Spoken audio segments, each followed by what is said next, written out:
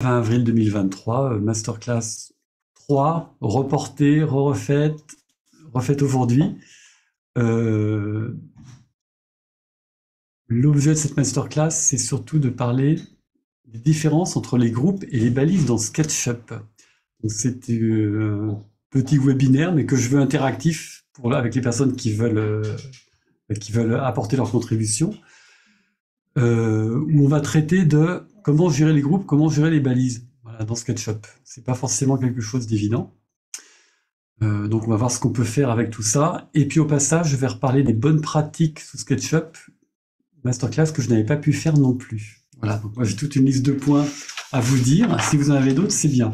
Donc alors l'idéal, c'est d'être un petit peu aguerri à l'usage de SketchUp pour bien comprendre tout. Je sais que Marie, c'est le cas. Hein. Thierry, je dirais pas jusque-là. Lydie, je ne sais pas, comme on n'est pas beaucoup, on peut causer en direct. Oui, alors bonjour. Du coup, moi j'ai suivi la formation de décoratrice avec le CEF, le Centre de D'accord. formation européen. Ouais. Du coup, alors la première formation SketchUp, elle était pas très bien faite. Je comprenais pas trop pourquoi utiliser tel outil ou tel outil. Je pense qu'il y a Ouais. eu beaucoup de remarques dans ce sens parce qu'ils ont refait une deuxième formation. Donc, je sais utiliser les balises, faire des groupes, tout ça. Bon, j'ai quand même une pratique de D'accord. SketchUp, hein, j'ai fait différents projets. Par contre, c'est vrai qu'au final, je ne sais pas la différence entre le groupe et la balise. Je le pratique, D'accord. mais un peu au pif, entre guillemets. Je me dis, ah ben là, oui, je vais faire un groupe. Là, je vais... Tout départ, au final, quand je monte mes murs, etc., j'utilise les balises. Et plutôt, on va dire après, quand je suis sur du mobilier ou des groupes de mobilier, j'utilise des groupes, mais je ne sais pas vraiment si c'est comme ça. Voilà. Je ne sais pas si je suis D'accord. très organisée aussi dans l'utilisation du SketchUp. D'accord, bah, j'essaie de vous montrer de montrer tout ça au fur et à mesure, voilà. Et puis ce que je veux, c'est que, oui, donc dans ce format-là, on échange également, même si vous avez l'impression de pas beaucoup en savoir. Moi, je considère qu'on apprend toujours de tout le monde, Oui, même des gens qui posent des questions naïves, on apprend des choses, voilà. Des fois, on découvre des choses. Donc, faut pas hésiter à intervenir, Lydie. Merci. Ouais. pas de souci. J'espère qu'en tout cas que je vais apprendre des choses. Et donc, Marie, alors Marie, elle, je te présente pour toi. Marie, elle est en formation actuellement chez nous, dans la formation langue de décoratrice. Et Sarah, que je connais un tout petit peu, je te laisse te présenter, mais elle va rentrer dans une autre formation, elle, chez MMI. Voilà. Moi, j'entre dans une formation lundi, donc SketchUp, j'ai deux, trois notions, mais c'est encore novice, on va dire. Donc, je suis là pour en apprendre encore un peu plus avant de commencer la formation. D'accord. Ok. Bon. Euh, Uchin, Uchine, je sais pas comment on dit, qui ait un casque ou pas de casque, peu importe, vous pouvez interagir par le petit canal de discussion en réunion hein, qui existe dans Zoom. Voilà. Bon, ben, je vais commencer. Euh, je présente hyper rapidement. Désolé Marie, ça va faire une redite. Euh,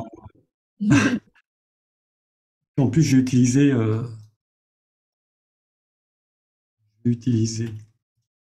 voilà.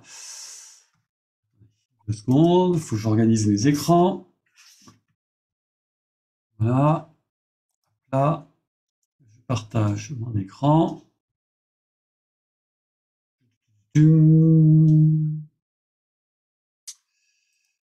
Voilà. Voilà.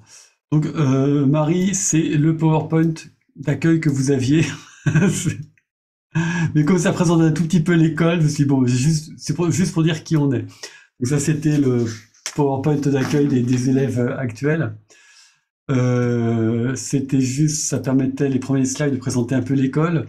Nous, on est une école de décoration intérieure qui s'appelle l'Académie de la décoration. On existe depuis 2008. On est basé à Tours. Et nous, on veut diffuser du savoir en matière de décoration intérieure et d'architecture d'intérieur. Euh, on est basé en plein centre de Tours. On a une grande salle. Historiquement, on faisait tout en présentiel. comme ici. Donc, c'est les toutes premières sessions il y a 15 ans. Ensuite, ça a évolué. Toujours des sessions. On a formé à peu près 400 élèves maintenant, depuis le début. Et maintenant, tout se passe en téléprésentiel. Là, c'est le studio de téléprésentiel qui est là. Voilà, avec une salle de classe telle qu'il y en a. Donc Marie, maintenant ça te parle un peu plus, maintenant que tu as vécu tout ça. Voilà, donc là c'était une session précédente, ce n'est pas la session de Marie. Alexandre qui s'occupe de l'école et moi-même qui suis directeur mais qui suis aussi prof en SketchUp. Voilà. Donc SketchUp, j'utilise, pourquoi je vous fais ces masterclass? Parce que c'est un logiciel que j'aime beaucoup. Et dans mon cabinet d'architecture, on utilise SketchUp uniquement et exclusivement comme outil de modélisation, comme outil de présentation, comme outil pour réaliser les permis de construire, comme outil de réalisation de plan d'exécution, absolument tout. Vous utilisez même SketchUp pour les plans 2D. Oui, bien sûr. Oui, Layout, en fait. Il y a Layout. Alors, Layout, c'est le logiciel de présentation. Je crois qu'il y a un masterclass spécifique là-dessus que je fais un peu plus tard. Et sinon, Layout, c'est pas spécialement pour faire du plan, c'est pour faire des dossiers de présentation. Ça, j'en parlerai. Pour faire des plans, c'est une manière de regarder un modèle 3D coupé en vue de dessus axonométrique. Je vous montrerai quelques exemples tout à l'heure au passage. J'essaie de retenir l'idée, Lydie. D'accord. Ok, c'est ce que j'utilisais, moi, enfin, c'est ce qui nous est utilisé, mais on peut faire un plan 2D directement dans SketchUp classique, en fait. Oui, c'est dans SketchUp qu'on le fait d'ailleurs. Layout n'est qu'un moyen de mettre à l'échelle des plans, ce genre de choses. Ok. Mais le plan, les coupes, c'est SketchUp qui gère ça. Voilà. Et ça, c'est pour vous présenter un peu l'équipe enseignante, voilà, qui il y a. Peut-être Aurélien nous rejoindra, je ne sais pas. Voilà, c'est à voir. Aurélien est un prof de SketchUp aussi dans l'école. Puis après, on passe sur autre chose, des outils qu'on utilise. Donc, c'est fini. Là, c'est votre session, Marie. Toujours. Voilà. Donc, j'ai arrêté avec mes présentations de PowerPoint et j'ai rentré dans le vif du sujet. Et avant de parler, je me permets de finaliser la masterclass de la fois dernière que je n'avais pas pu faire, qui était les bonnes pratiques dans SketchUp. Donc, j'ai passé en revue très vite des bonnes pratiques, en vous montrant ça sur des exemples. Et partager le bon écran.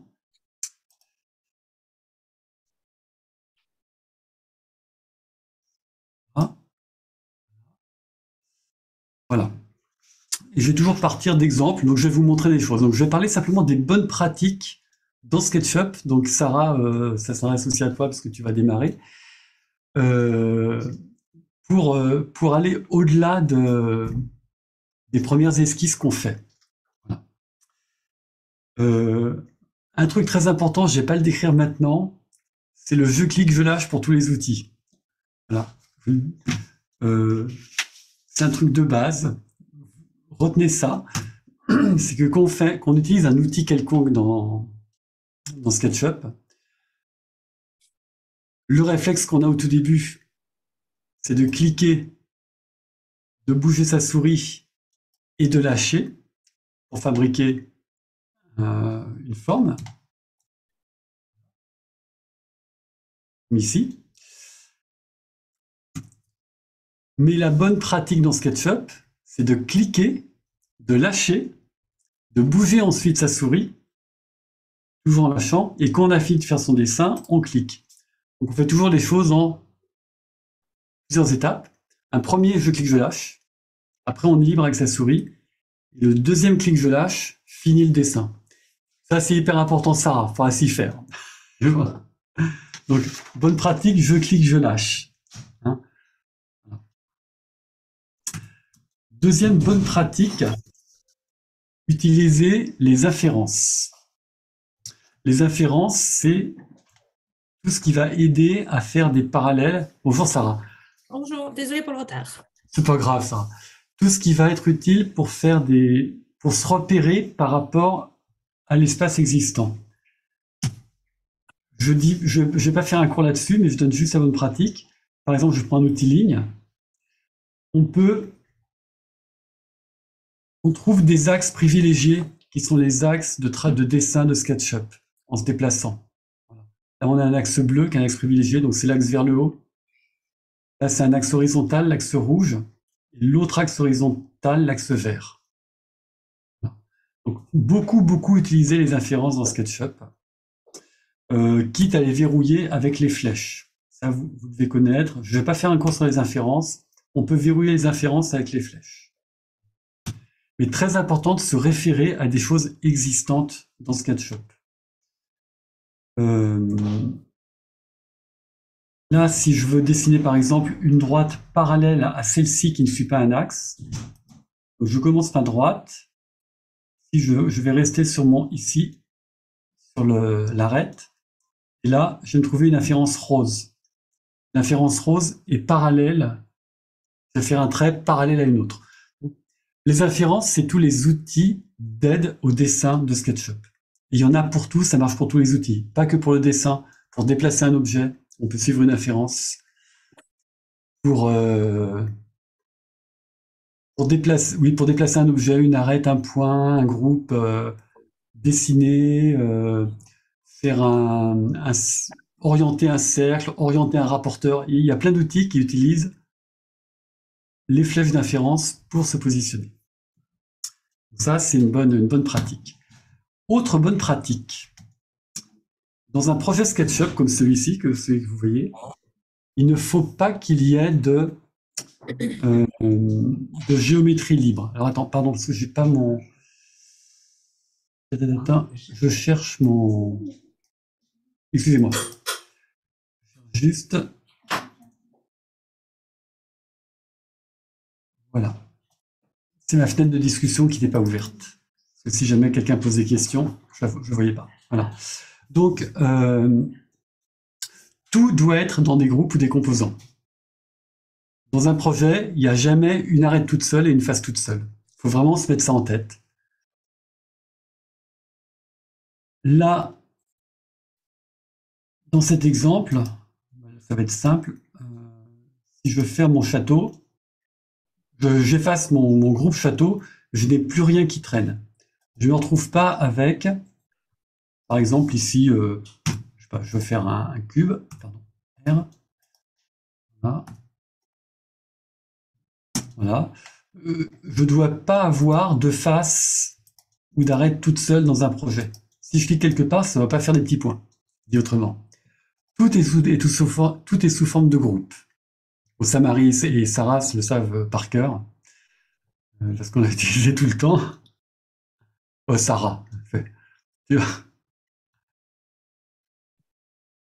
Voilà, ça c'est une bonne pratique. Donc pas de face, pas d'arête libre, toute seule.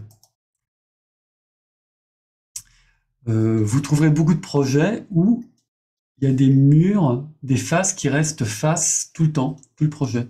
Et on va pas très loin quand on fait comme ça. On peut pas construire des tâches facilement, on peut pas... il faut structurer son projet. Lydie disait, j'ai pas beaucoup appris à structurer.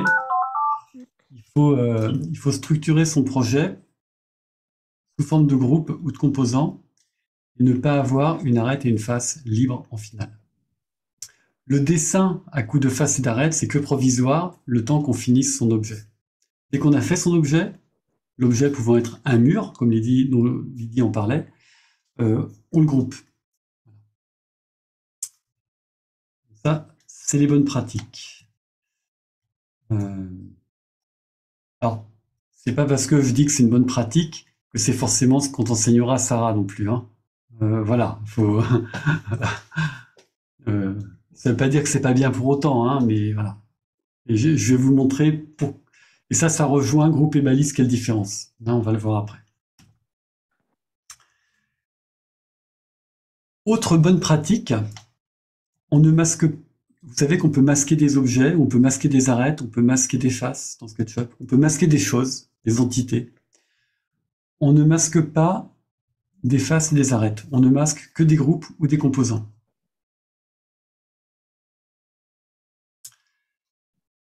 Ici, j'ai ma fenêtre structure, là.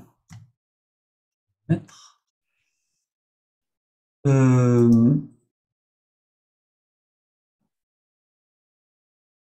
vais me mettre au rez-de-chaussée, par exemple.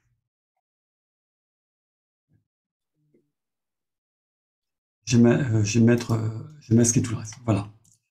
Là, je suis au rez-de-chaussée. Hop, voilà. Ici, par exemple, je veux masquer ce mur. Ce mur, je ne veux plus le voir. Il ne faut pas rentrer dedans, tout sélectionner, faire un clic droit, masquer. Ça marche, j'ai masqué mon mur, mais j'ai masqué des faces et des arêtes. Et après, c'est quasiment impossible à retrouver. Ben oui, ça m'est déjà arrivé et c'est un gros problème, effectivement. Voilà, merci Lydie.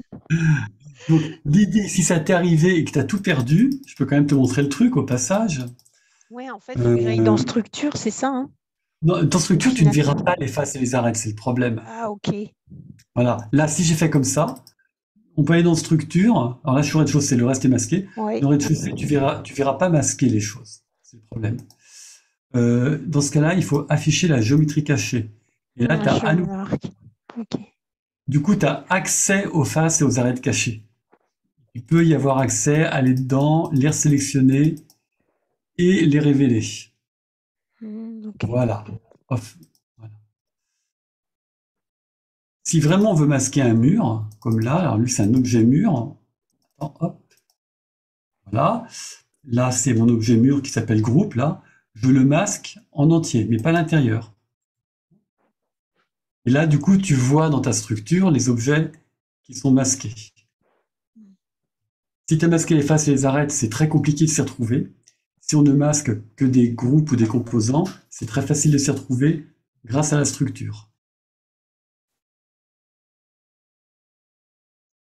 Voilà les bonnes pratiques. Donc, on ne masque pas des faces et des arêtes.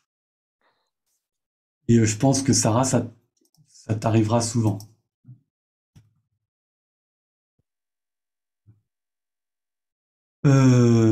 Autre bonne pratique, quand vous êtes perdu, vous n'arrivez à rien faire, que vous ne comprenez pas ce qui se passe, pitié, changez de point de vue. Comme on dit en architecture, changez de perspective. Mettez-vous ailleurs, regardez ce qui se passe pour comprendre. Là, tu vois, Lydie, j'ai des arêtes cachées qui sont visibles. Oui. Je suis dans le mode afficher la géométrie cachée. D'accord. Voilà. Donc, changez de point de vue quand vous êtes perdu. Tournez pour comprendre ce qui se passe. Voilà. Zoomez. Allez plus près des choses. Oui, ça c'est important parce que des fois il y a un petit point qui va nous gêner qu'on ne voit pas Voilà. forcément. Zoomez vraiment, n'hésitez pas. Voilà. Où on croit qu'on a bien placé la cloison, mais en fait non, on est à un millième de. Mais il n'y a qu'en zoomant qu'on le voit en fait. Voilà.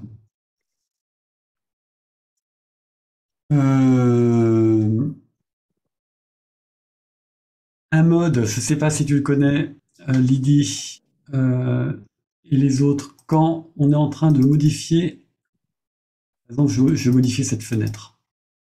Ça, c'est groupé. Voilà. Là, je suis dans la fenêtre pour la modifier. Si le reste du modèle me gêne, me dérange, il y a un mode pour masquer tout le reste du modèle quand on est en train de travailler à l'intérieur d'un objet, à l'intérieur d'un groupe. Ce mode, c'est le mode affichage, modification du composant, pardon, masquer le reste du modèle. Et quand je suis dans ce mode-là, quand je suis à l'intérieur d'un groupe, je ne vois plus que ce groupe d'un composant. Ça, c'est très pratique. Donc là, j'ai rentré un peu plus dans les groupes.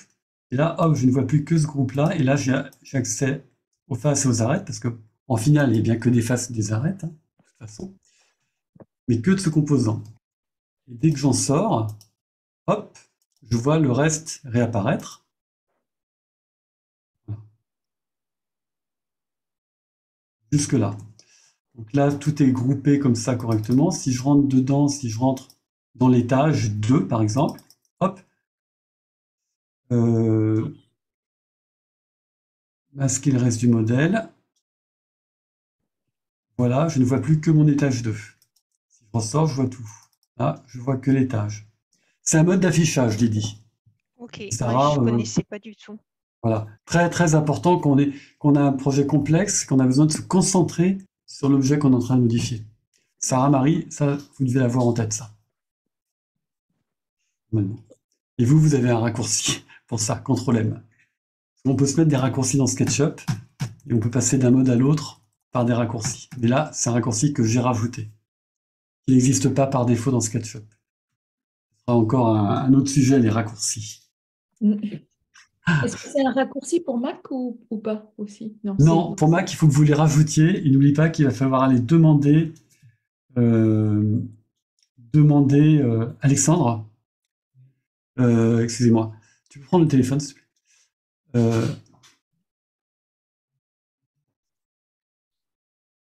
Il va falloir aller demander Aurélien. à Aurélien qui vous aide à les mettre. Ok. Il faut lui lancer un petit Slack là pour demander de l'aide à Aurélien. Oui, ok. Oui, pardon, Sarah est aussi une élève actuelle. Voilà. Ensuite, très rapidement, on ne masque pas les arêtes, on change de point de vue, on utilise affichage. Les arêtes arrière, très intéressant aussi. Il y a plusieurs modes d'affichage dans SketchUp. Alors là, on va pas voir grand-chose, je vais plutôt aller dans une scène, là, voilà.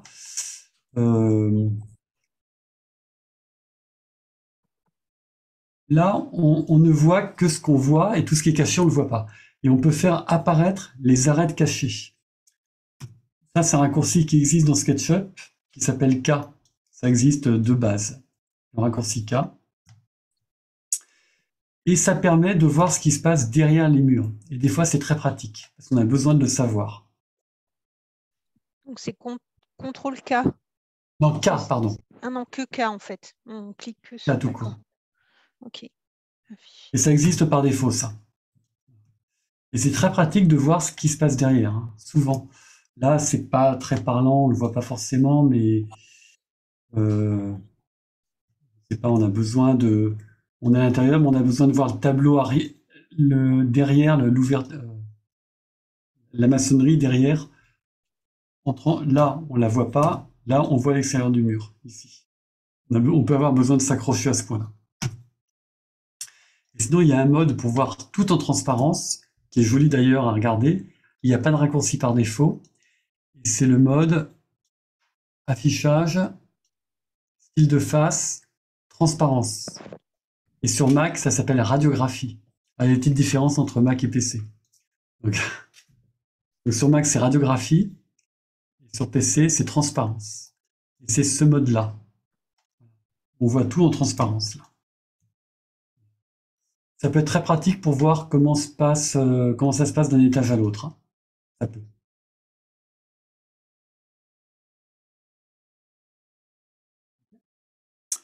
Donc, utiliser des vues différentes dans un projet.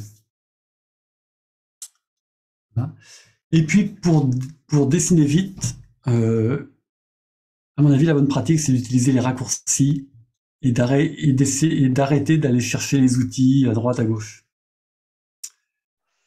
Je vais vous donner les raccourcis principaux. Je vais mettre là. Les raccourcis les plus simples à connaître. Alors les raccourcis, c'est directement les lettres au clavier. C'est très facile. Lydie, je ne sais pas si tu en utilises. Je suis pas Assez sûre. peu. Enfin, j'utilise Bon. la souris, par exemple, clic molette pour zoomer, dézoomer, enfin, ces D'accord. choses-là. Mais raccourcis, non, je crois que j'utilise pas. J'utilise dans D'accord. Photoshop, mais pas trop dans SketchUp. Donc, effectivement, Lydie, tu as 100% raison. L'autre bonne pratique, c'était tellement évident pour moi, mais j'ai oublié, c'est que la molette, ça sert à zoomer. Quand on enfonce la molette, ça sert à orbiter. Ouais, voilà, C'est ça ça, que je voulais dire, j'utilise tout le Lydie. temps. Ouais, Voilà. oui, j'utilise tout le temps ça. On n'utilise pas. Il est où? Là-haut. Je l'ai enlevé, moi, tellement il ne me plaisait pas. On n'utilise pas ça. Voilà, on n'utilise pas ça. On utilise la molette directement. C'est pourquoi je dis toujours aux gens qui sont sur Mac, prenez une souris PC, sinon vous ne pourrez pas le faire. Donc, c'est ce que Marie a, une belle souris PC. Et, et pour la main, qui est l'équivalent de ça, c'est la molette et le majuscule. Tu utilises ça, Lydie? Oui, tout à fait. Oui, Très bien. Alors, c'est bien ça. Ça, c'est pas toujours appris, mais c'est très pratique. Voilà. c'est sûr. Voilà pour les. Voilà. Alors maintenant, la bonne pratique, les raccourcis. Je vais vous donner les principaux. On appuie directement sur le clavier. R pour le rectangle. Là, ça fait le rectangle, Lydie. Ça, c'est très rapide. L pour la ligne, pour le crayon, la ligne. Le move, M, le déplacer. Le push, P. Ok. Arrête arrière, K. Bon, là, c'est un gros fatras parce qu'il y a trop d'arrêt arrière, mais bon, voilà. C pour le cercle.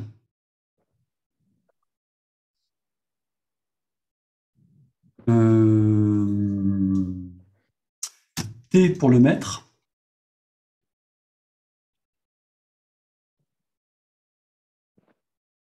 Barre d'espace, le plus important, pour lâcher l'outil, pour retrouver la flèche, en fait. La flèche, là, barre d'espace.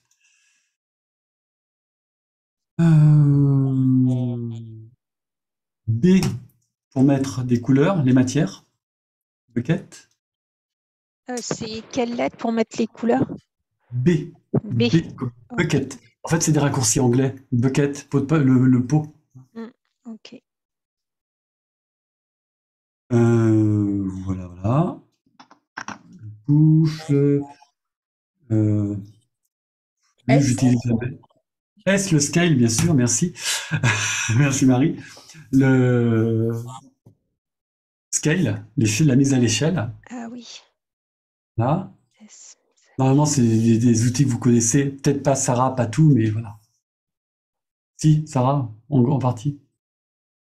Quelques-uns, un petit peu. D'accord. Voilà. Et voilà. Et n'hésitez pas, et quand vous ne connaissez pas les raccourcis, ben, dans les menus, là, outils, vous ouvrez, et puis vous voyez que effacer, il y a un E qui est écrit à côté. Ben, E, c'est erase, effacer. C'est la gomme. Si je tape E, j'ai la gomme. Et on les apprend comme ça, ces raccourcis. Déplacer, faire pivoter, Q, cet outil-là. Mettre à l'échelle S, pousser, tirer, on l'a vu. Décalage, F. Le décalage, je ne sais pas si tu connais, il dit. Oui, Ah, oui, je connais, j'utilise. D'accord, le mètre, T, etc. Voilà. Et puis pareil, il y a des raccourcis comme ça. Donc l'orbite, panoramique zoom, on s'en fiche parce qu'on fait ça avec la souris. Et voilà. Évidemment, les raccourcis classiques, CTRL Z pour effacer son dessin, CTRL Y pour refaire son dessin. Quand on a fait trop de CTRL Z, on refait les choses. CTRL C, CTRL V pour copier-coller. Voilà. Quand on commence à avoir l'habitude du clavier, on touche de moins en moins à sa souris. Parce que la souris, du coup, on la tient tout le temps pour aller chercher ses outils. Donc, on est un peu crispé dessus. On se détache de sa souris et c'est pas plus mal pour être à l'aise dans SketchUp. Est-ce que vous voyez d'autres choses pour les bonnes pratiques? Des choses qui, parmi les nouveaux élèves, là, Sarah Marie, des choses qui vous auraient... ah oui, ça pour bien pratiquer, il faut faire ci, il faut faire ça, ou il y a ça à pas oublier, ou... Non, je vois pas d'autres choses. Non, c'est bon? Ok. Bon, ben, je passe alors. Et je vais passer... Oui, oui. Enregistrer régulièrement, c'est tout, parce que... Merci. Enregistrer régulièrement, c'est une bonne chose. Alors, ça fait que SketchUp... Alors, ça c'est un peu... Je suis un peu mauvaise langue, ça s'est un peu amélioré, il semblerait, dans les dernières versions. Mais SketchUp, comme tout logiciel complexe, c'est un logiciel qui peut cracher, ça plante. Donc, il faut sauvegarder son travail régulièrement. Donc, ça, c'est mon conseil. Régulièrement, vous faites CTRL-S pour sauvegarder. C'est le raccourci pour sauvegarder, sinon fichier enregistré. D'ailleurs, c'est marqué CTRL-S à côté. Et je vous conseille de faire ça et de ne pas utiliser la sauvegarde automatique de SketchUp qui ne marche pas toujours très bien. Voilà. Donc, faites votre CTRL S vous-même. C'est très facile à faire. C'est valable pour n'importe quel logiciel, hein. Vous travaillez sur Photoshop. Sarah, pareil, si tu à bosser sur Photoshop, ça plante Photoshop des fois. Il faut sauvegarder son boulot. Word, Excel, ils plantent aussi. Ça, c'est qu'ils ont une très bonne faculté de récupérer le fichier perdu. Mais c'est les seuls logiciels qui le font si bien, je trouve. SketchUp, j'ai pas très confiance. Donc.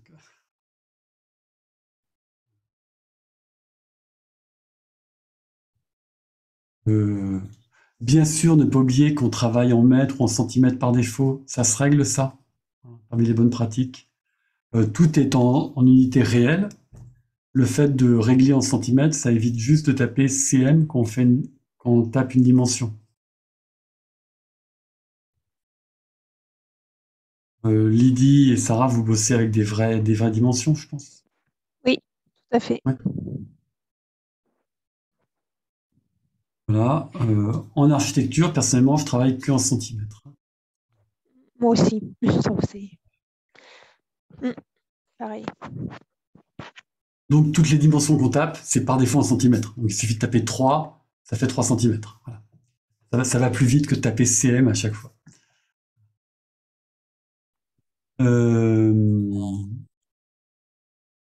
Voilà, donc je vais passer maintenant, sauf si vous voyez autre chose et s'il y a des questions, j'ai passé aux groupes et balises. Les différences et l'organisation qu'on peut avoir d'un projet.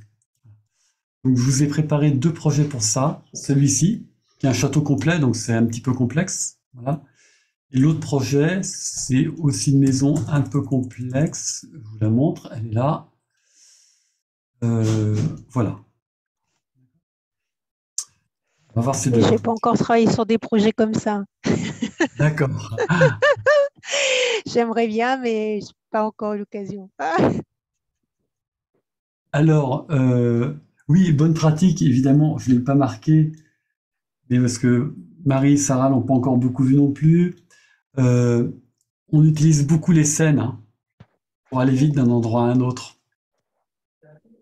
N'oubliez pas de créer des scènes pour vite, parce que là j'ai un truc complet, et puis là j'ai une scène. Vous dites c'est pas le même projet, si c'est le même projet, mais c'est une scène dans laquelle j'ai masqué l'étage numéro 2, l'étage numéro 3, les combles, et automatiquement ça me met dans la bonne perspective d'une scène où les choses sont déjà masquées. J'ai pas besoin de masquer tout le temps des choses à la main. Voilà.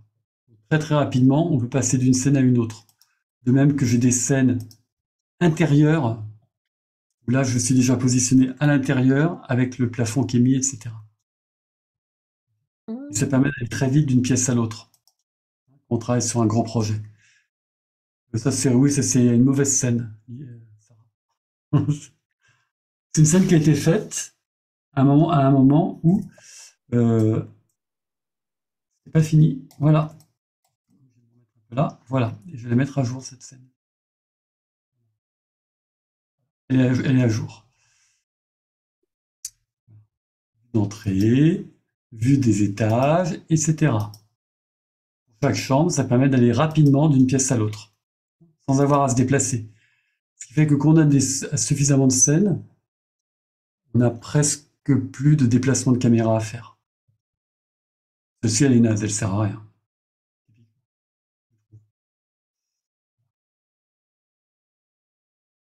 Celle-ci non plus. Et donc, il y a des très mauvaises scènes dans ce projet. Je ne les ai pas toutes vérifiées. Celles qui sont importantes, c'est les scènes en perspective de chaque étage.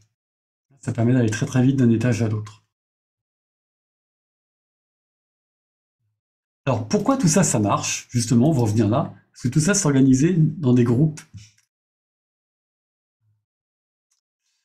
C'est ce qu'on va regarder. Là, je me mets dans la scène qui s'appelle Ensemble. Et on voit que sur le côté, hop, fermé. Dans ma structure, j'ai des groupes. Et j'ai un groupe qui s'appelle, là j'en ai, alors ça c'est des groupes spéciaux, on va pas en parler. Là j'ai un groupe qui s'appelle Château, qui contient des groupes. Un qui s'appelle comble, R+1, R+2, rez-de-chaussée, R-1, R-2 qui sont masqués, terrasse qui est masquée. Alors, terrasse, c'est quoi? Terrasse, ben, c'est ça. On va regarder de l'autre côté, pardon. Voilà. C'est la terrasse du château. Voilà. Que je mets dans un groupe complètement séparé. Un groupe, c'est un regroupement d'objets physiquement qui ont un lien entre eux.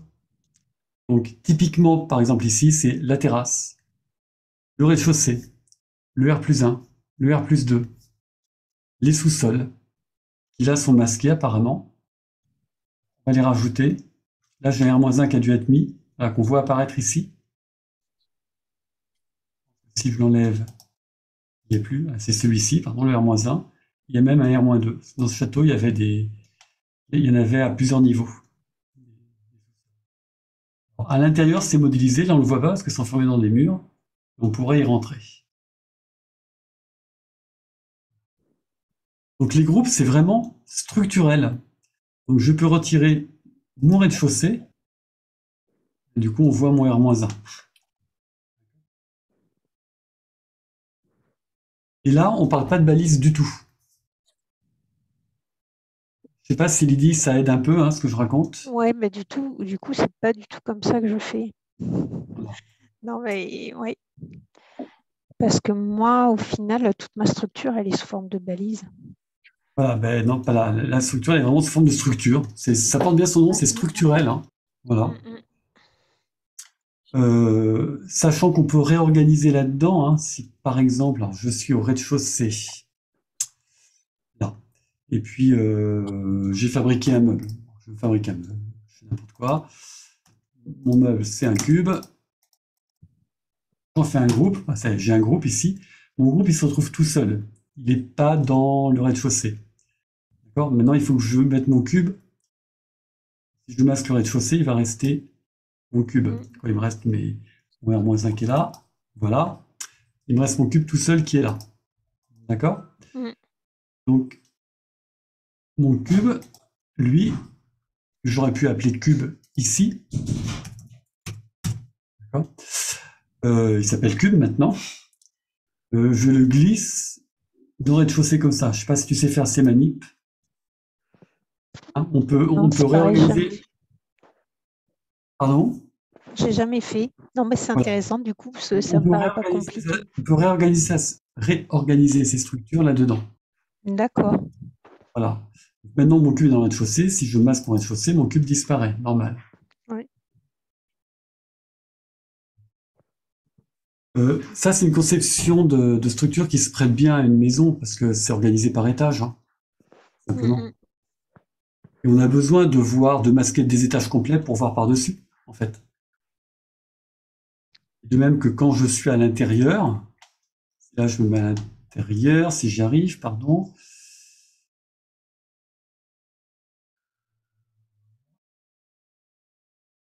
À l'intérieur. Bon, mon cube, je vais l'enlever parce qu'il m'énerve, lui.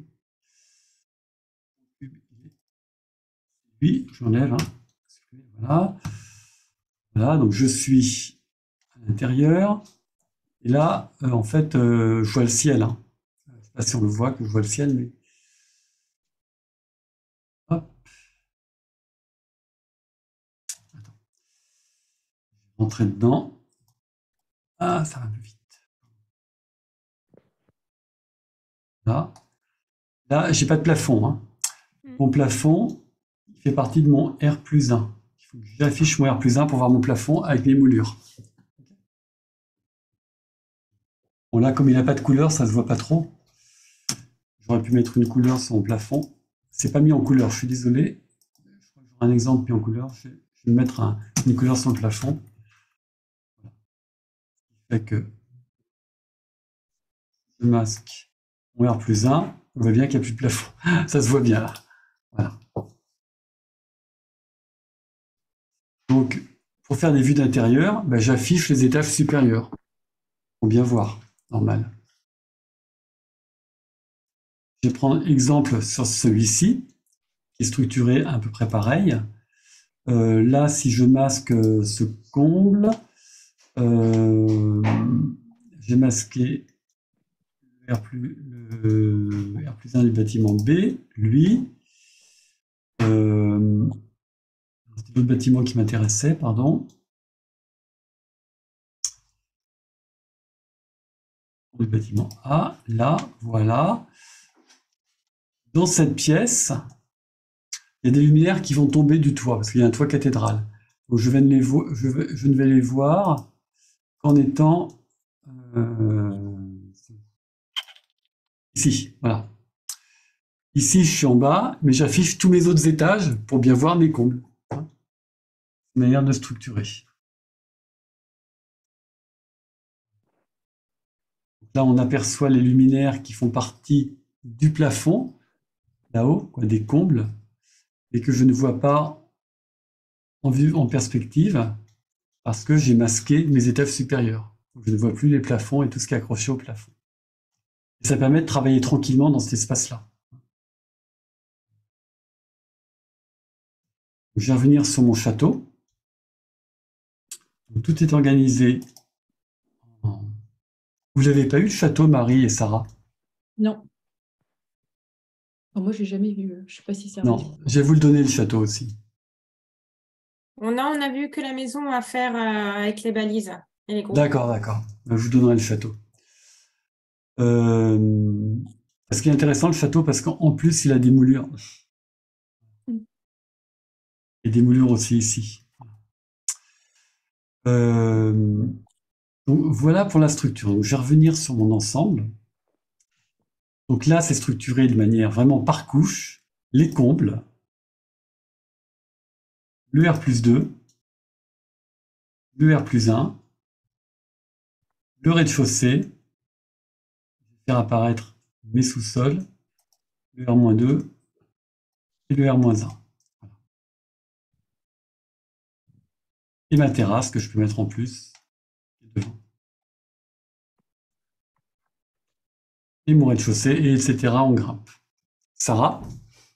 Du coup, quand tu fais tes groupes comme ça, les fenêtres qu'on importe au rez-de-chaussée, on les notifie en groupe rez-de-chaussée. Oui, tu les mets dans le groupe rez-de-chaussée. Alors, l'idéal, en vrai, pour aller plus loin dans le process, après, je vais pas trop... Ouais. Les élèves actuels ne voulaient pas vous embêter avec ça, mais en vrai, l'idéal, c'est dans le mur là, donc c'est lui, on va retrouver lui qui doit être la fenêtre, je pense.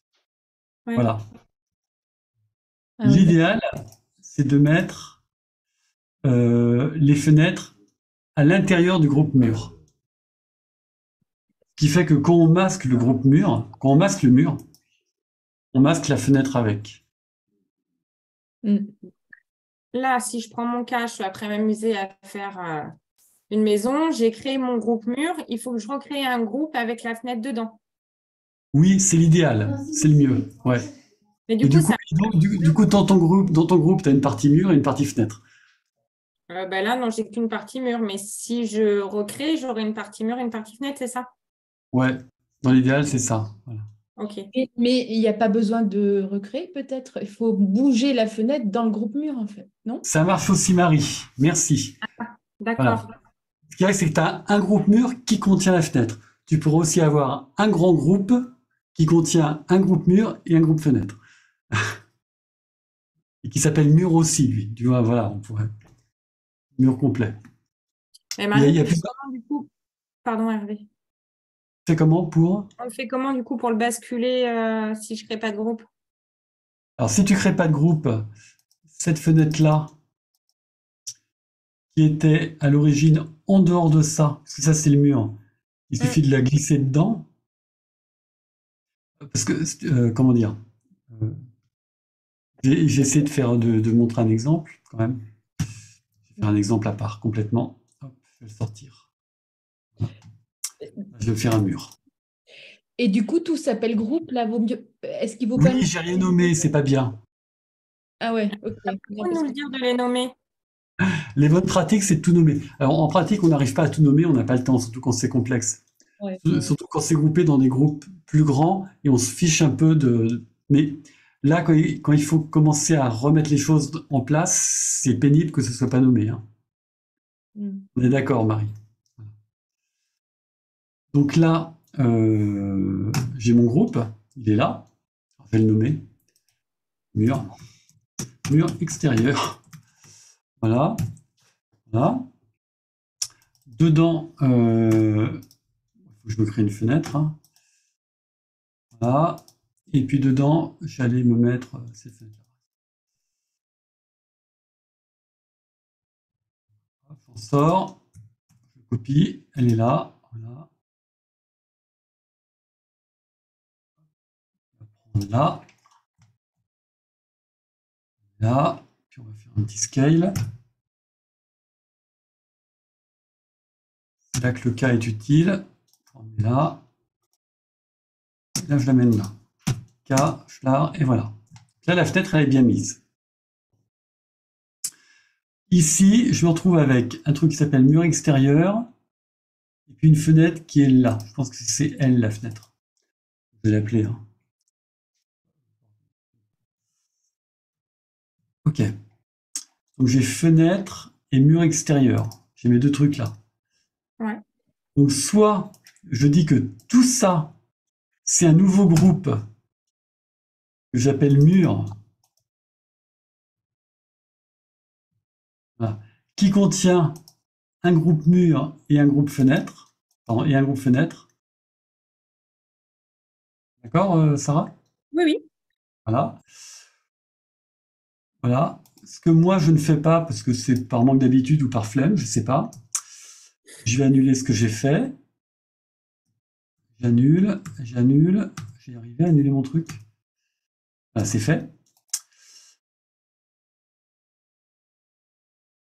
Non, c'est pas encore fait. C'est fait. Maintenant, j'ai fenêtre et mur. Soit fenêtre, je le glisse directement dans le mur là. Voilà. Et j'ai mon mur extérieur et ma fenêtre. Moi, c'est ce que je fais souvent. Ça va plus vite.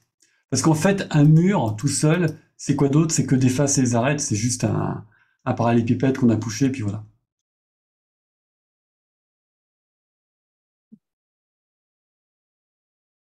Je te fasse les deux cas.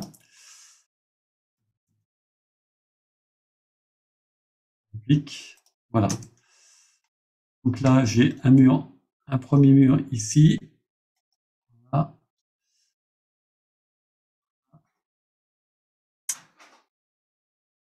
Soit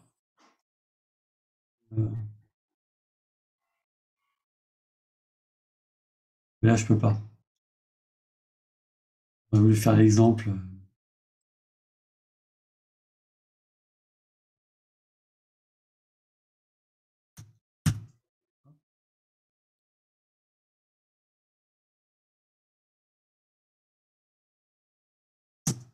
Mal, c'est pas grave. Hop, voilà. J'arrive. Voilà, ouf. Donc j'ai ce mur-là qui contient ma fenêtre directement. Ou alors, il est là. Ou alors, je prends lui et lui, et j'en fais un groupe. Voilà, que j'appelle mur. Comment tu fais le groupe? Tu as l'air d'avoir une manipulation rapide, excuse-moi. Ah, mais moi, je fais, parce que là, je sélectionne les deux objets. Ouais. Pardon, je recommence. Avec Je prends les deux. plus. Et voilà, je le duplique. Là, donc j'ai deux objets. Je prends lui, avec, je fais une sélection multiple, tu sais, avec le contrôle enfoncé. Oui, oui. Ouais, ça. Et ensuite, moi, j'ai raccourci G pour créer un groupe. Ah, d'accord. Ah, là, c'est là, pas ce raccourci-là. Si vous l'avez, G, je vous l'ai donné. Ah bon? Je crois. Regarde dans édition, ou je sais pas où c'est, créer un groupe. Créer un groupe G, vous devez l'avoir si vous ouvrez votre SketchUp. J'ai rien dit, mais à coup pas. Voilà. Je le rajoute dans les raccourcis. Bon, c'est subtil tout ça pour dire que soit vous avez un groupe qui contient deux groupes, pardon, c'est pas lui, je m'en fiche, et je supprime. Soit vous avez Euh, il y a des choses en trop. J'ai un peu tout mélangé là. Ah, c'est pas ça que je voulais faire. Ah, je suis désolé, parce que ça, c'est subtil, Sarah, mais c'est pas très intéressant. En fait, on a le choix. Euh, Là, je le vois, je suis gouré. Mur extérieur, je sais pas ce qu'il fait là. C'est là, voilà. Hop. Lui, je le vire. Voilà. Lui, qui aurait dû aller là. Move.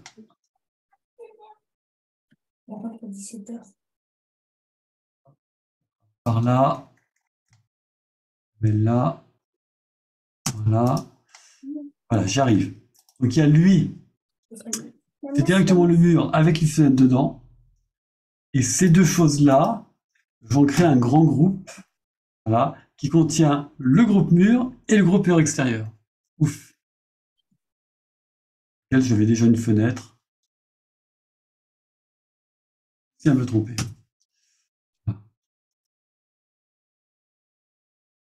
J'y arrivé à un moment donné. Hein.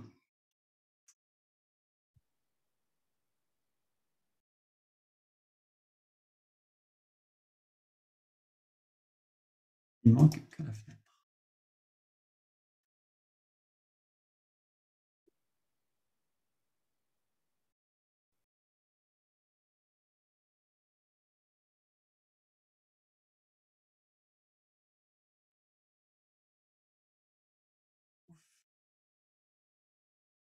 Voilà. Donc j'ai un groupe qui contient une fenêtre et un mur extérieur, ou alors j'ai un mur extérieur qui contient une fenêtre.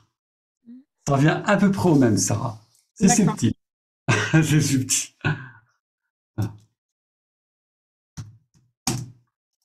Bon, je voulais pas trop rentrer dans ces subtilités-là. Voilà.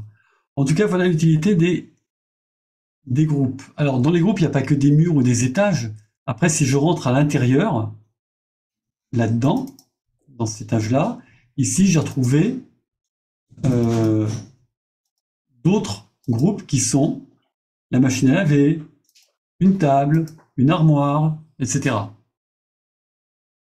Un radiateur. Qui, tous là, font partie du groupe rez-de-chaussée. Alors, parce que là, ils ont été créés, dessinés par tes soins, parce que souvent, quand on va télécharger dans la bibliothèque SketchUp, c'est un composant et pas un groupe. Alors, groupe et composants, c'est pareil. Dites-vous que c'est pareil dans la manip. Composants, c'est ce petit signe-là. Là. Ah oui, ok, ça y est, je les vois, d'accord. Okay. Voilà. Donc, c'est pareil. Hein. Après, il suffit de les mettre, de les glisser. Oui, après, on les glisse dedans. Voilà. Ouais, ok. Très bien. Etc. Alors, maintenant, les balises dans tout ça. Donc, tout est groupé, en fait. Hein. Il n'y a pas d'arête ou de ligne toute vide. Hein. Chaque brique élémentaire est un groupe. Un mur est une brique élémentaire. Un radiateur est une brique élémentaire. Après, suivant la complexité des objets, il y a d'autres briques élémentaires dedans. Dans cette fenêtre, ou dans cette porte-là, là, on voit qu'il y a pas mal de composants différents. Il y a une poignée avec une faute d'orthographe, un poignet, et puis il y a le dormant, puis il doit y avoir un ouvrant, alors c'est les vitres, l'autre vitre, voilà. Et à l'intérieur, il doit y avoir des vitres séparées à tous les coups, voilà. D'accord ? Voilà. Mais en final, tout n'est qu'un assemblage de Lego ou de Kapla, comme vous voulez, suivant la génération. Moi, c'est Lego.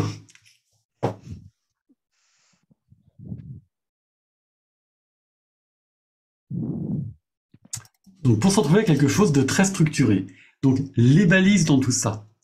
Les balises, ce sont des étiquettes qu'on va aller coller sur des objets qui catégorisent les objets, en fait, qui mettent une catégorie sur un objet. Catégorie, c'est quoi? C'est le type d'objet que c'est. Par exemple, est-ce que c'est du mobilier? Est-ce que c'est de la menuiserie? Est-ce que c'est du mur porteur? Est-ce que c'est de la cloison intérieure? Est-ce que c'est alors plus fin que mobilier? Il y a mobilier sanitaire, par exemple. Est-ce que c'est un objet de type radiateur? Tu vois, Lily, c'est ça. Ok. Donc, par exemple, Ouais. dans cet ensemble-là, donc là maintenant j'ai mes balises, qui même sont rangées en sous-balises, hein. Si je veux virer tous les radiateurs, ben, je vire tous les radiateurs. D'accord. Et dans ma formation, du coup, c'était pas du tout comme ça, hein. Par exemple, on crée le sol, il nous faisait créer une balise sol. On crée une cloison, il nous faisait créer une balise cloison. Alors, les balises Alors cloisons qu'en peuvent fait, être... là, c'est dans des groupes. Alors, oui, c'est des groupes, ceci dit. Par Ouais, exemple, ouais. ce mur-là, on va quand même, on va le ranger dans une balise, qui est la Oui, balise mur extérieur, donc mur porteur, en fait. ouais, ouais. Parce que et lui, c'est encore mur extérieur. Alors, attends, il y a pas beaucoup de cloisons ici. J'ai monté l'étage. On va grimper. Et du coup, tes Là-haut, attends, balises, elles je sont grimpe. créées une fois que tu as fini de créer tous tes groupes. Oui, c'est ça. Après, au fur et à mesure. Alors, Tu les nous, classes, tu les rentres. voilà. En pratique, on a toujours les mêmes balises qu'on utilise, mais par exemple, ça, attends, elle, c'est une balise cloison. Tu vois, là-haut. Ouais, ouais. Voilà. Parce que c'est important de pouvoir virer toutes les cloisons d'un coup. Oui, ben oui, moi par contre, effectivement, j'avais compris que c'était l'objectif des balises. Effectivement, c'est de pouvoir tout masquer d'un coup. Des fois, Voilà. c'est Ça, intéressant c'est pour vraiment faire des l'objectif. scènes. Alors, c'est la première chose. Ça permet de nomenclaturer aussi les objets. Ça va servir à d'autres choses, notamment quand on fait des coupes ou qu'on veut donner des couleurs par balise ou coloriser tout en rouge les cloisons intérieures, par exemple. On peut le faire d'un coup, ça, si on a Mm. nomenclaturé les choses. Là, on peut enlever. Alors, il y a toutes les corniches, je sais pas s'il y en a. Il y en a pas. Est-ce qu'il y a tout ce qui est moulure, voilà, qui sont des balises à part, etc. Ouais, il y a des. C'est plus par type d'objet. Il doit y avoir des sanitaires. Dans le mobilier, bon, on verrait tout le mobilier, pouf, c'est-à-dire tout le mobilier d'un coup. Ok. Mais dans le mobilier, on a fait des sous-dossiers, mobilier que sanitaire ou les meubles, d'accord? Voilà, Ok. par exemple. Apparemment, il y a une balise pour les cheminées aussi, comme c'est un truc un peu particulier dans ce projet-là. Voilà. Enfin, toutes les cheminées, on peut les retirer. On peut retirer toutes les menuiseries, pouf, voilà.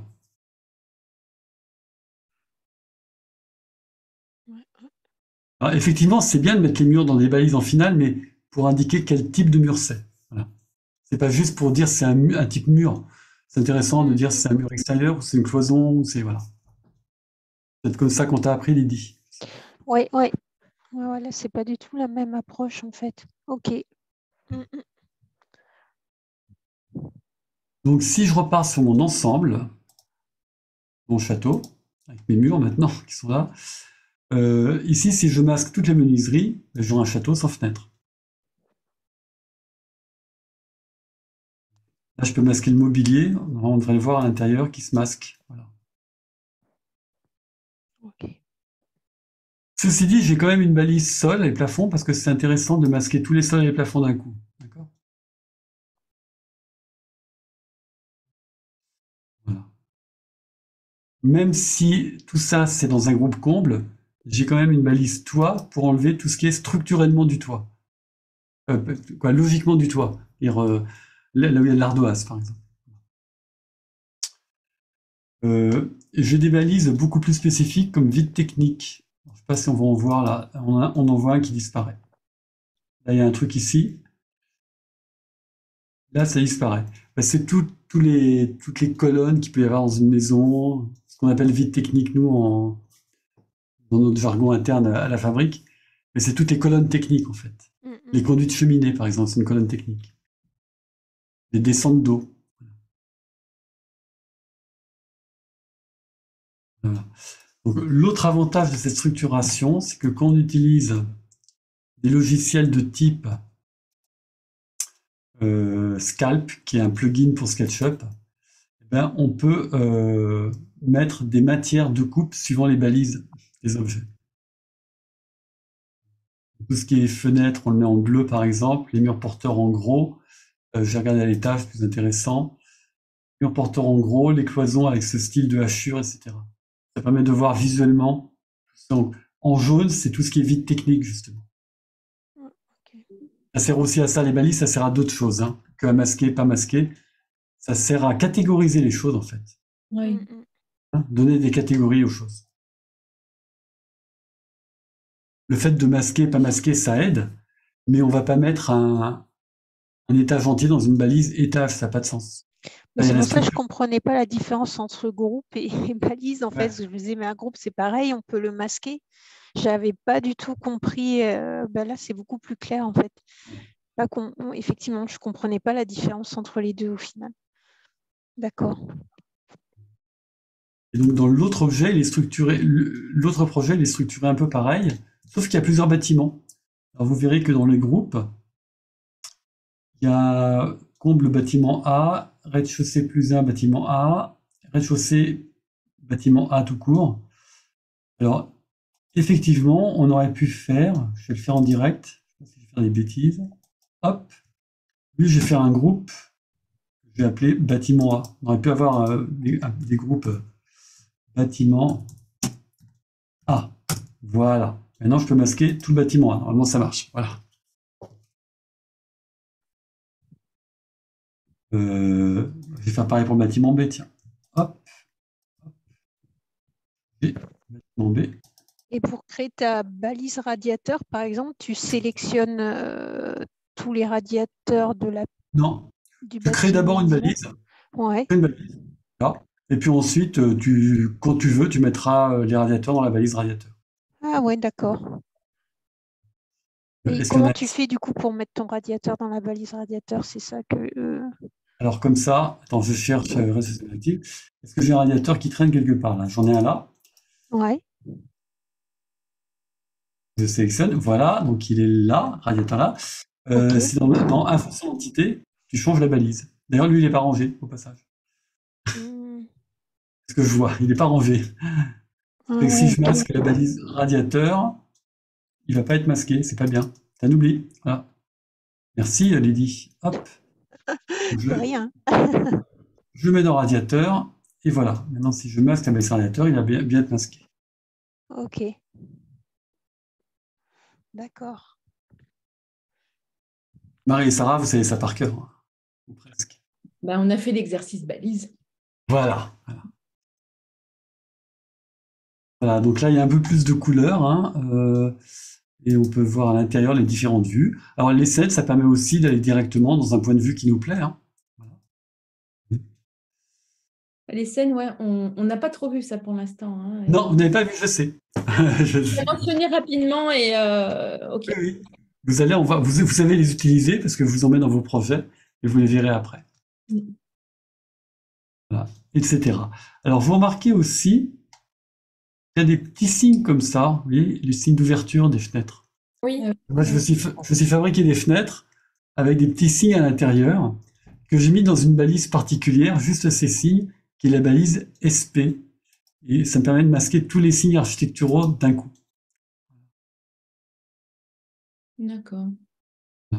En fait, c'est les petits arcs de cercle qui font partie de ma fenêtre. Si j'ai analysé ma fenêtre, je suis rentré dans ma fenêtre, j'ai masqué le reste du modèle pour y voir, voilà. Ici, normalement, là, voilà, dans ma fenêtre qui s'appelle groupe, moi je n'ai rien nommé, j'ai un truc qui s'appelle groupe, là, qui est le sens d'ouverture. Il y en a un de chaque côté, c'est lui. Et groupe, lui, juste cet objet-là, il est dans la balise SP. Ce qui fait, et dans toutes mes fenêtres, c'est comme ça.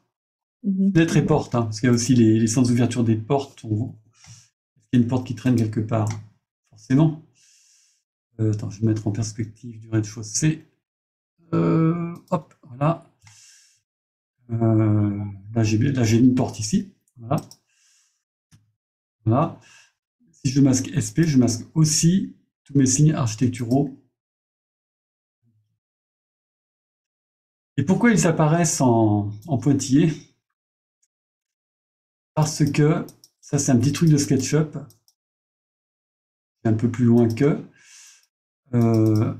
J'ai masqué le reste du modèle, j'ai rentré dans mon petit signe. Voilà, là je suis dans mon petit signe. Donc là j'ai un arc de cercle et un trait, c'est tout. Il n'y a que ça dans mon groupe. Et cet arc de cercle, ça, ça fait partie de la balise SP. Et j'ai dit que la balise SP, ces arêtes, elles devaient être en pointillé. Parce on peut régler le type d'arête. Là, toutes nos arêtes, c'est des traits droits.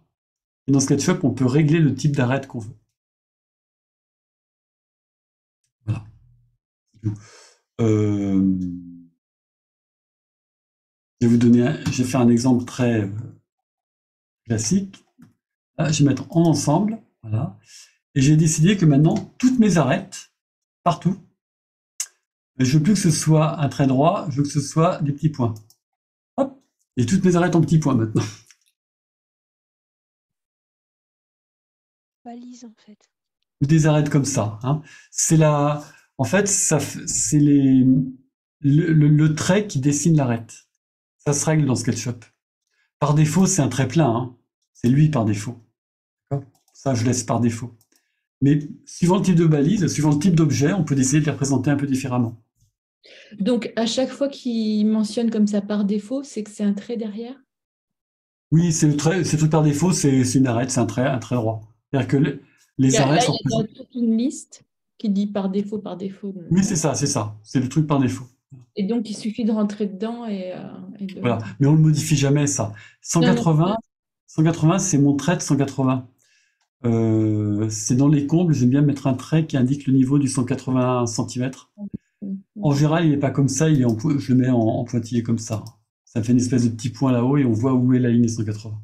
C'est une erreur là dans ça sert à ça. Si je vais au R+2, R+2, ou non, R+1, pas plan, R+1 perspective.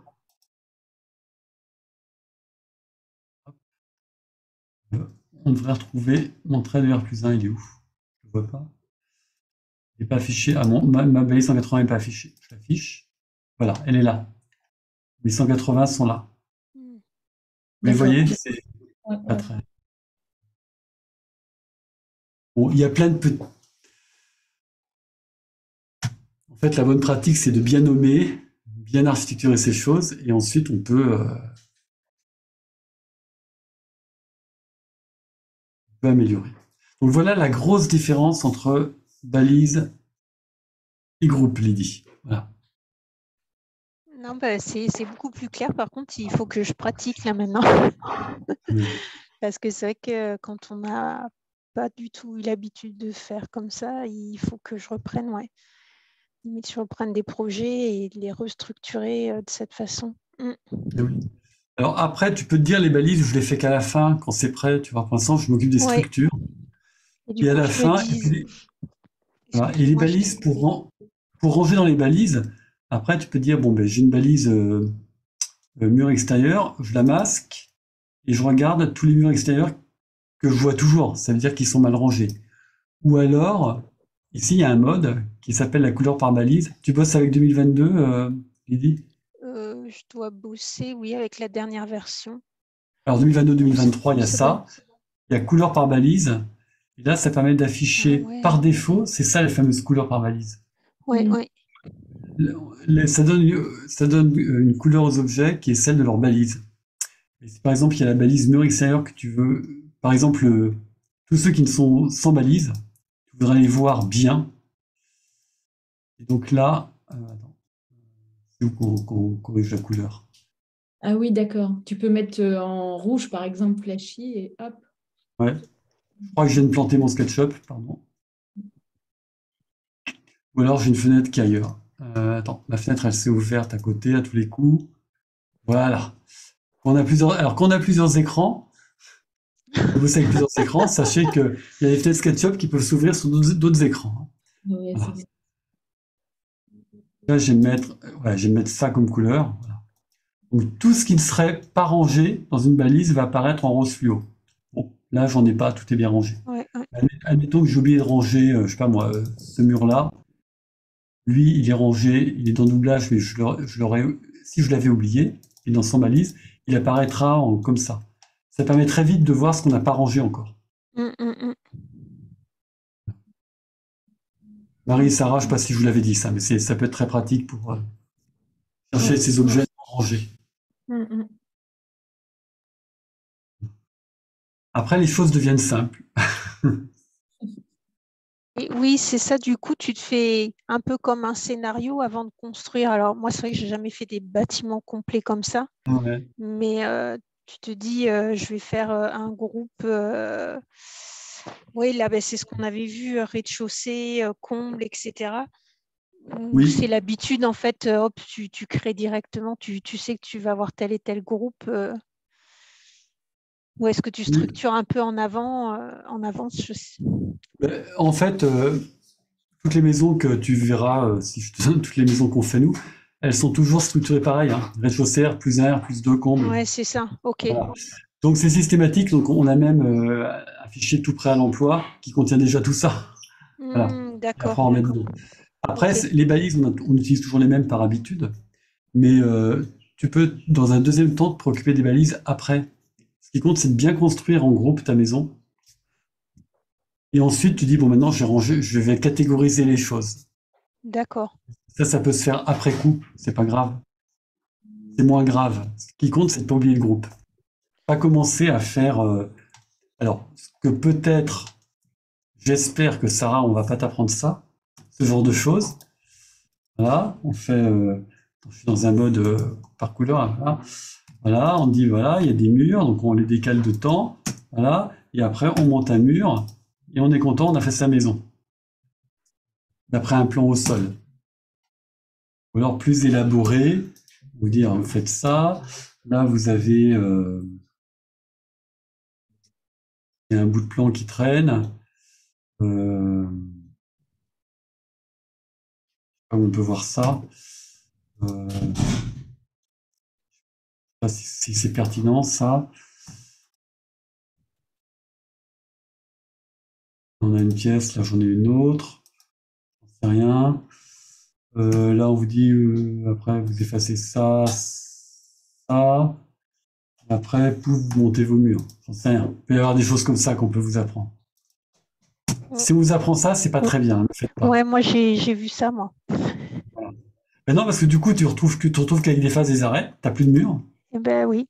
t'as plus rien. Du Donc coup, tu des peux fois, rien. c'est compliqué. Là, j'ai eu des projets en plus avec des murs en biais, etc. Donc, Et oui, t'es mort après. c'est Dès que ça. tu effaces une arête, du coup, pareil, par mégarde, parce que si on fait ça, on s'en rend pas compte, pouf, ça casse tout, c'est mort, hein. C'est ça. Voilà.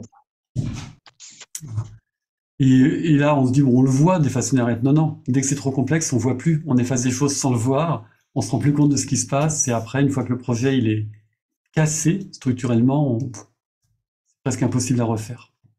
Donc Il bien, vaut mieux monter mur par mur, en fait. voilà, brique par brique, en fait, c'est presque ça. Enfin, un mur étant une brique, hein. C'est des grosses briques, d'accord. OK. Ouais. Et après, on s'en sort. Et quand bien même, parce que là, du coup, on est coincé, quoi, hein. Tout est lié. On peut plus déplacer Oui. ça, on peut plus, voilà. Enfin, si on peut, mais c'est compliqué. Il faut pusher un coup là, pardon. Du coup, faut pusher un coup là, faut repusher après derrière. Alors là, ça va parce que c'est pas en biais, mais des fois, ça s'y prête pas du tout, quoi.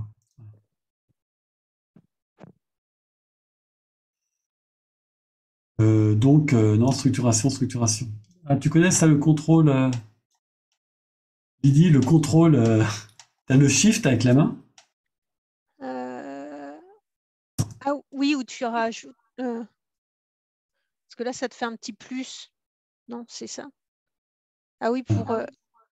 Alors, la main, c'est ça. Et quand tu fais contrôle la molette, ça te permet de. Tu peux partir en biais. D'accord. En fait, on perd l'horizon. Oui. C'est parfois utile. Voilà.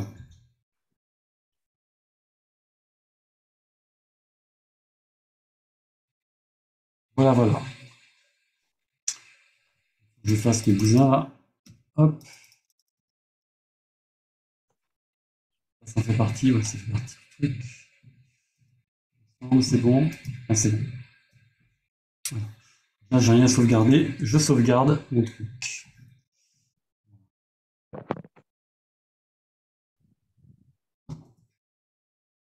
Voilà. Moi, j'ai passé en revue un peu les choses et les machins. Si vous n'avez pas de questions, je vous propose de vous libérer. Ben, merci, hein. Ça a été, en tout cas pour moi, ça a été très utile. Je vais essayer de m'entraîner. Je vais faire des projets fictifs là et puis je vais essayer de manier tout ça. Si j'ai des questions, je peux éventuellement demander par mail si j'ai un blocage. Bah oui, puis après on transférera. Bon, Voilà, faut faire ça. Oui, tu demandes par mail. Tout à fait. bon, super, merci. Bon, Sarah et Marie, vous êtes en charge de raconter ça à tous les autres. Ça marche. Bon, ben, bonne fin d'après-midi du coup. Merci beaucoup. Merci. Et Puis bon SketchUp. Hein. merci. Puis à plus tard, Lydie. Hein, donc j'enverrai des liens pour les autres. Ça marche. Là, du coup, Petite tu vas dame. envoyer le replay. J'ai pris des notes, mais bon. Oui. Là, Super. j'enregistrerai tel quel. Hein. Je pense pas que je prendrai le temps de le remettre en forme. Je le revois tel quel. Hein. Oui, mais avec les notes que j'ai prises, normalement, je devrais me repérer. Merci beaucoup. De rien. J'arrête mon partage. Bon après-midi. Pareillement. Au revoir. Au revoir. À tout à l'heure, Sarah, donc, puisque tu dois passer. Bon, je vais aller dans la salle.